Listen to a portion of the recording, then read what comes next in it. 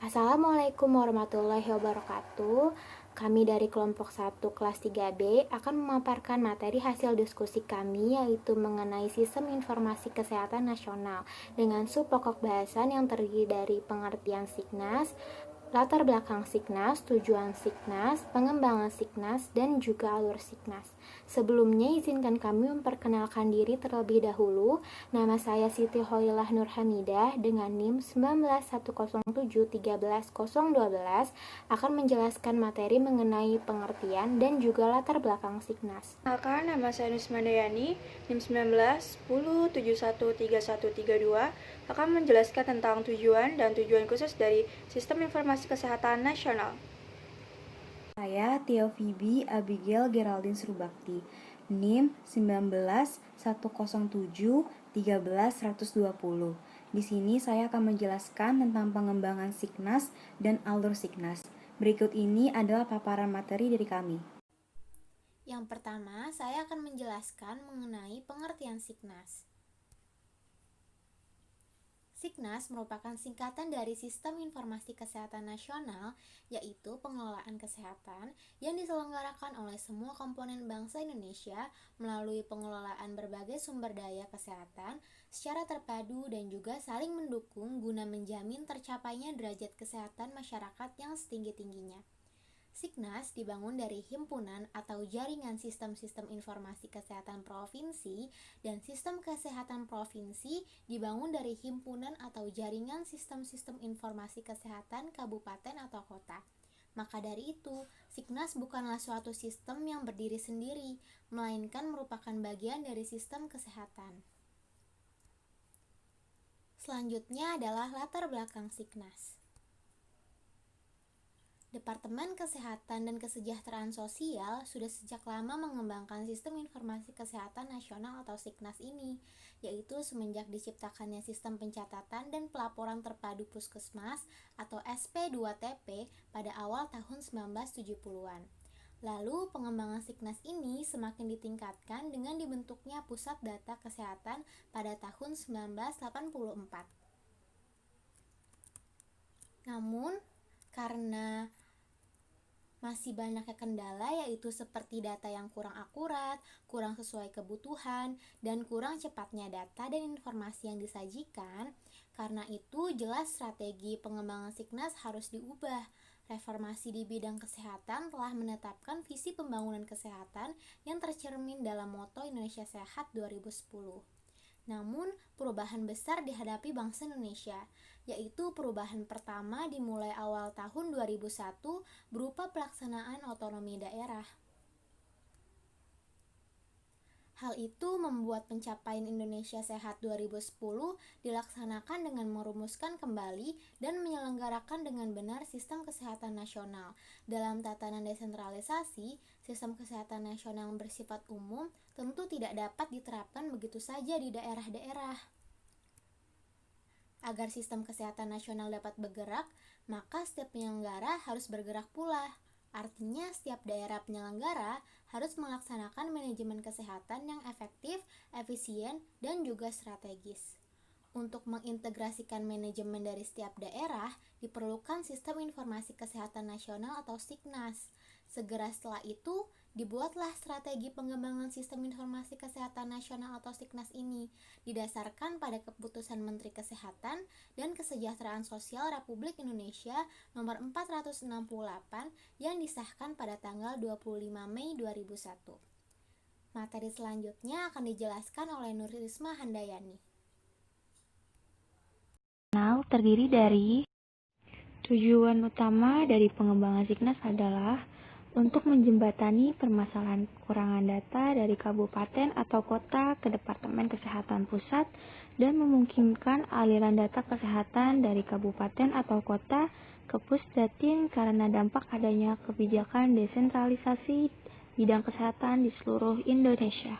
Selanjutnya ada tujuan khusus dari pengembangan Signas yang terdiri dari yang pertama, pengambilan keputusan di seluruh tingkat administrasi dalam rangka perencanaan, penggerakan, pelaksanaan, pengawasan, pengendalian, dan penilaian. Yang kedua ada mengatasi masalah-masalah kesehatan melalui isyarat dini dan upaya penanggulangannya. Yang ketiga, meningkatkan peran serta masyarakat dan meningkatkan kemampuan masyarakat untuk menolong dirinya sendiri. Yang keempat, meningkatkan penggunaan dan penyebarluasan ilmu pengetahuan dan teknologi di bidang kesehatan. Yang kelima, meningkatkan agar kegiatan di rumah sakit terkontrol dengan baik atau bekerja secara terstruktur. Dan terakhir, mengalokasikan sumber daya secara optimal. Selanjutnya akan dilanjutkan oleh teman saya. Sekarang saya akan menjelaskan subpokok yang keempat, pengembangan Signas dan alur Signas. Pertama, saya akan menjelaskan pengembangan Signas. Pengembangan Signas terdiri dari 6 poin. Poin pertama, integrasi sistem informasi kesehatan yang ada. Integrasi dalam konteks ini tidak bermaksud untuk menyatukan semua sistem informasi yang ada, namun lebih berupa pengembangan, pembagian tugas, tanggung jawab, dan mekanisme saling berhubungan secara terpadu dan sinergis membentuk Signas. Yang kedua, penyelenggaraan, pengumpulan, dan pemanfaatan bersama atau sharing data dan informasi terintegrasi. Terdiri dari surveillance, pencatatan dan pelaporan data rutin dari UPT kabupaten atau kota serta UPT provinsi, serta pencatatan dan pelaporan program kesehatan. Yang ketiga, fasilitasi pengembangan sistem informasi kesehatan daerah. Fasilitasi pengembangan sistem informasi kesehatan daerah dilaksanakan dengan terlebih dahulu membantu menata sistem kesehatan, membantu pengadaan perangkat lunak dan keras, serta pelatihan tenaga kesehatan. Yang keempat, pengembangan pelayanan data dan informasi untuk manajemen. Diawali dengan mengidentifikasi peluang-peluang yang dapat dimanfaatkan untuk menyajikan data dan info kesehatan. Yang kelima, pengembangan pelayanan data dan informasi untuk masyarakat. Publikasi data dan informasi kesehatan dapat diperluas jangkauan publikasinya sampai individu atau kelompok masyarakat dengan fasilitas internet. Yang terakhir, yang keenam, pengembangan teknologi dan sumber daya informasi. Departemen Kesehatan menyusun rencana induk penataan kerangka teknologi informasi dan rencana induk pengembangan sumber daya manusia informasi. Selanjutnya, saya akan menjelaskan tentang alur Signas. Berikut ini merupakan gambar dari diagram alur Signas. Alur Signas sendiri pun terdiri dari 7 alur. Alur yang pertama yaitu sumber data manual. Merupakan kegiatan pengumpulan data dari sumber data yang masih dilakukan secara manual atau secara komputerisasi offline. Fasilitas pelayanan kesehatan yang masih memakai sistem manual akan melakukan pencatatan, penyimpanan, dan pelaporan berbasis kertas. Yang kedua, sumber data komputerisasi. Sumber data komputerisasi merupakan pengumpulan data yang dilakukan secara komputerisasi online. Pada fasilitas pelayanan kesehatan dengan komputerisasi online, data individual langsung dikirim ke Bank Data Kesehatan Nasional dalam format yang telah ditentukan. Yang ketiga, sistem informasi Dinas Kesehatan. Laporan yang masuk ke Dinas Kesehatan Kabupaten atau Kota dari semua fasilitas kesehatan dapat berupa laporan soft copy dan laporan hard copy. Laporan hard copy di-entry ke dalam aplikasi Sigda generik. Laporan soft copy diimpor ke dalam aplikasi Sigda generik. Selanjutnya, semua bentuk laporan diunggah ke Bank Data Kesehatan Nasional.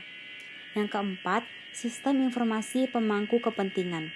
Mekanisme pertukaran data terkait kesehatan dengan pemangku kepentingan di semua tingkat dilakukan dengan mekanisme yang telah disepakati. Yang kelima, Bank Data Kesehatan Nasional. Bank Data Kesehatan Nasional selanjutnya akan mencakup semua data kesehatan dari sumber data yang berasal dari fasilitas kesehatan. Yang keenam, penggunaan data oleh Kementerian Kesehatan. Data di Bank Data Kesehatan Nasional dapat dimanfaatkan oleh semua unit-unit program di Kementerian Kesehatan, Dinas Kesehatan, dan UPTP atau UPTD. Yang ketujuh, penggunaan data. Semua pemangku kepentingan dan masyarakat dapat mengakses informasi yang diperlukan dari Bank Data Kesehatan Nasional melalui website Kementerian Kesehatan. Dan presentasi dari kelompok kami, terima kasih.